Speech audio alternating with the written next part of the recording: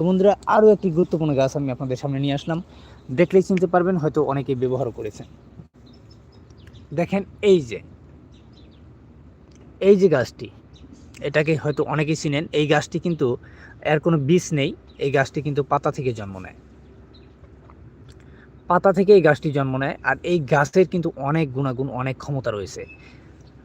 এই গাছের পাতা আপনি প্রত্যেক দিন সকালে একটা করে পাতা যদি চিবিয়ে রস খেতে পারেন, তাহলে আপনার কিডনি বা মূত্রনলী, যদি পাথরের সম্ভাবনা থাকে, ছোটোখাটো, যদি, আমি আপনাদেরকে আগে থেকেই বলছি যে ছোটোখাটো বেমারের জন্য, ছোটোখাটো পাথর যদি আপনাদের থাকে বা পাথর যদি নাও থাকে, কোনো দিন এটাকে ব্যবহার করলে কোনো দিন পাথর হবে না।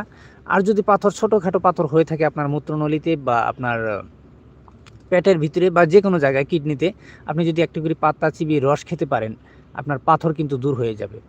পাথর